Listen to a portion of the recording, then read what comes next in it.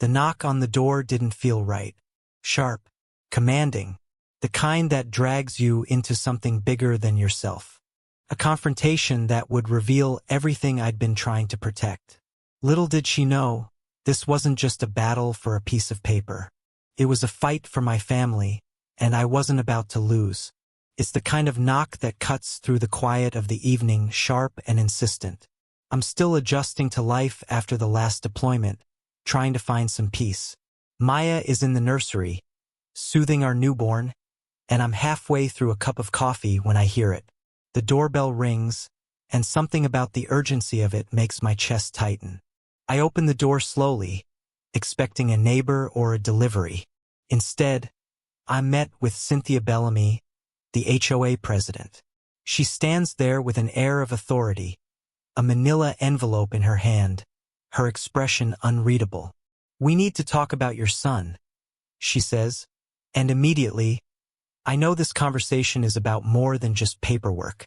Cynthia steps into the threshold, her eyes scanning the porch. There's a coldness in her gaze, a kind of judgment. She's not here as a neighbor, but as an enforcer. "Your newborn isn't allowed to be here without verification," she declares. I stare at her, not sure whether to laugh or to get angry. She demands documents, a birth certificate, custody papers, proof that we're fit to be parents. As if our family wasn't real enough without her permission.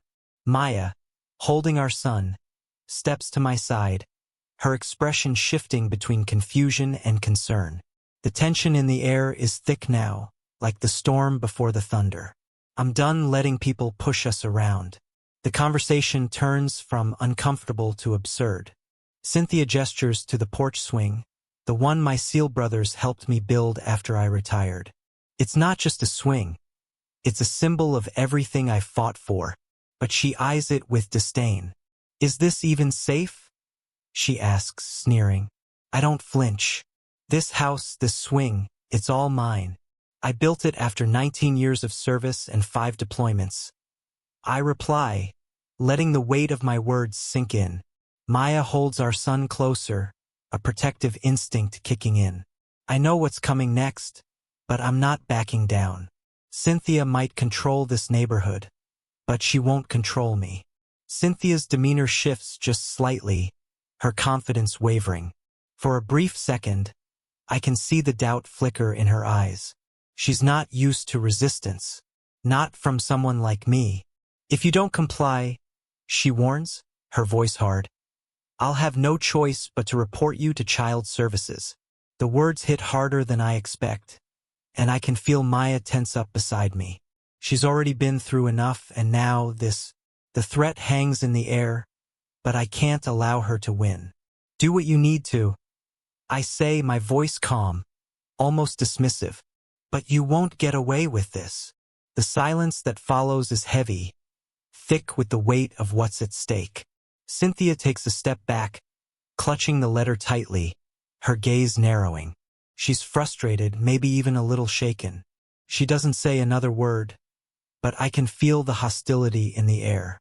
"You'll regret this," she mutters as she turns to leave. I watch her retreat, my heart pounding in my chest. This isn't the first time someone has tried to push me around, and it won't be the last. But I'm not backing down. I look at Maya, who's watching me with wide, anxious eyes. I don't say much, but she knows what I'm thinking. "We're not done," I whisper, and I mean it. The moment Cynthia leaves, a cold, quiet tension settles in the house. I look at Maya, who's holding our son with one hand, the other rubbing her forehead as though she's trying to release the stress that has built up. "What do we do now?" she asks, her voice a mixture of exhaustion and determination. I walk over to her, placing my hand on her shoulder. "We fight back," I say, my voice steady. "I've been through far worse than this. Nothing compares to the stakes of protecting my family. I'll handle it. We won't let her take anything from us." Maya nods, though her eyes are still filled with worry. But I'm resolved. I'll make sure Cynthia understands she's not the one in charge here. I didn't sleep that night. The weight of what was happening kept me awake. Every word Cynthia spoke echoed in my head. I knew I had to act quickly. The next morning, I called my JAG contact in DC, explaining the situation. "This isn't just harassment. It's personal," I said, trying to keep my tone calm. The lawyer agreed, telling me to gather every bit of evidence I could. Emails, patrol times, violation notices, everything. "Once you have it, we'll go to court," he advised. I hang up and look at Maya, who's feeding the baby. "This isn't just a fight for our home anymore," I say quietly. "It's about making sure she can't do this to anyone else." The following week, I'm sitting at the kitchen table, going through files when Maya walks in, holding our son. She looks at me, her face tense, but there's a quiet strength in her eyes. "You've been working non-stop," she says gently. "You need to rest." I shake my head, my fingers tapping on the papers in front of me. I can't. Not while she's still out there, trying to tear us apart. Maya sets the baby down in his crib and sits next to me. Her hand rests on mine. "I believe in you," she says, the words soft but solid. In that moment, I realize something. I'm not doing this alone. She's with me every step of the way, and that changes everything. The next community event arrives, and this time I decide to attend.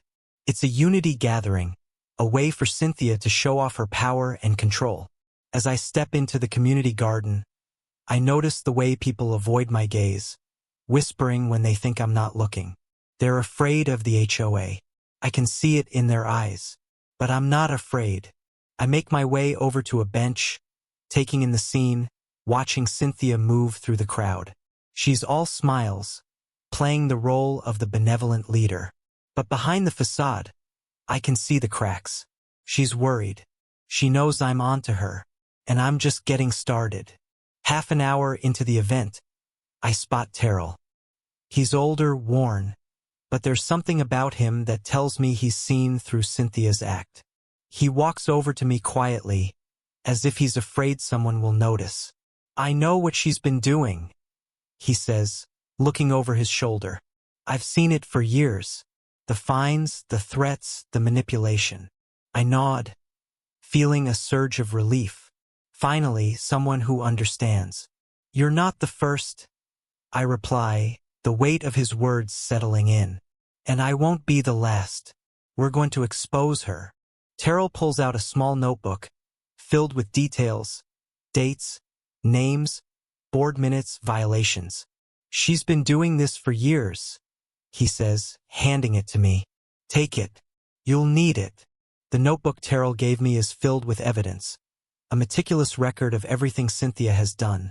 The violations, the fines, the personal attacks disguised as neighborhood improvements. As I read through it, I realized just how deeply ingrained her manipulation is. This isn't just a petty issue. It's a well-orchestrated campaign to control the people she doesn't like. I share the contents with Maya, her eyes scanning the pages, shocked by how systematic Cynthia's actions have been. "We have to do something," she says, her voice tight with anger. I nod. This isn't just about protecting our family anymore. This is about stopping her from ruining others' lives. And it's time to fight back.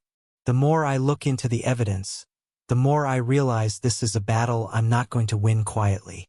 Cynthia is dangerous, and the system she's built around her is a machine of intimidation. But I'm no stranger to battles. I've fought in more dangerous places than this and come out victorious. I start documenting everything. Every letter, every patrol car that slows down in front of our house. I keep my phone on record, always watching, always waiting. I know that if we're going to take her down, we need every piece of evidence, every small detail to build the case. And I'm not stopping until I have it all. Terrell reaches out again, this time with an urgent message. "Meet me at the clubhouse." She won't be there. I don't hesitate. If Terrell's willing to risk his position on the board, then I need to act quickly. When I arrive, he's already there, standing by the back door. "This has gone too far," he admits quietly. "I've seen the damage she's caused, and I can't stay silent anymore."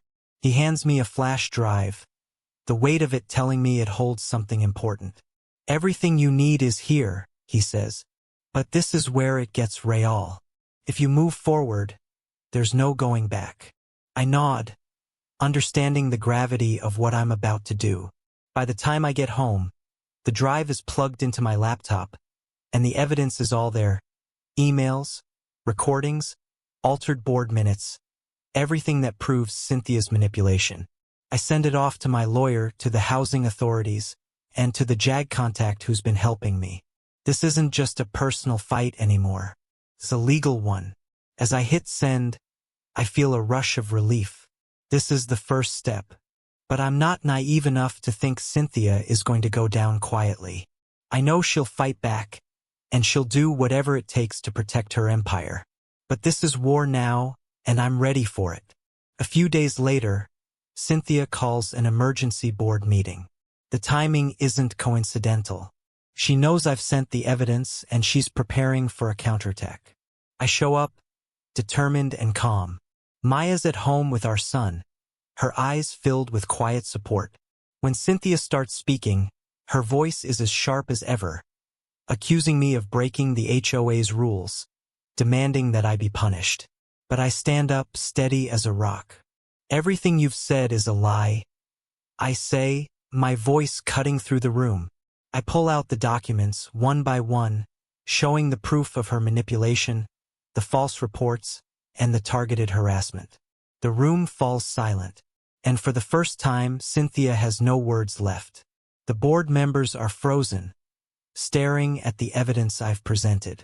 Cynthia's face is pale, her usually sharp demeanor shattered. Terrell stands up, his voice steady but full of remorse. I was there. I saw what she did, he says. The room is tense, thick with the sound of gasps and whispers. The truth is out now, and there's no denying it. Cynthia tries to speak, but the words catch in her throat. For the first time, she's lost control. I stay silent, letting the weight of the moment settle. I didn't have to shout or fight back. All I had to do was stand firm. And it worked. This time, she's the one who's powerless. Cynthia tries to maintain her composure, but the cracks are widening. The board is murmuring, the tension palpable. As I walk out of the meeting, I feel a quiet relief. It's not a victory that's loud or celebratory. It's a victory of truth. I reach the front door, stepping out into the evening light. I take a deep breath, realizing the fight is over. We've won. But more than that, we've set a precedent. No one can silence us. No one can make us invisible. I pull out my phone and text Maya. It's over. We did it. I sit down on the porch swing, feeling the weight of everything we've been through. And I know, without a doubt, it was worth it. The next morning, the neighborhood feels different. The air is lighter, like the weight of Cynthia's power has been lifted. People who used to avoid eye contact now nod in greeting. The feeling of tension that had hovered over us for so long is gone. Maya smiles as she steps out onto the porch, the baby in her arms. There's no more fear in her expression, no more worry. I'm proud of us. We stood up, not just for our family, but for everyone who's ever been silenced by a bully in a position of power. The world didn't change overnight, but this small corner of it did. And that's enough for me. A week passes, and Cynthia is nowhere to be seen. The HOA board announces a restructuring, and Terrell, the one man who dared speak out, is appointed interim president. I see a small but meaningful change: transparency in meetings, open communication with residents. The atmosphere has shifted. People are speaking up now. Neighbors are talking to each other, sharing their stories. What we did wasn't just about winning this fight. It was about showing everyone that they didn't have to remain silent anymore.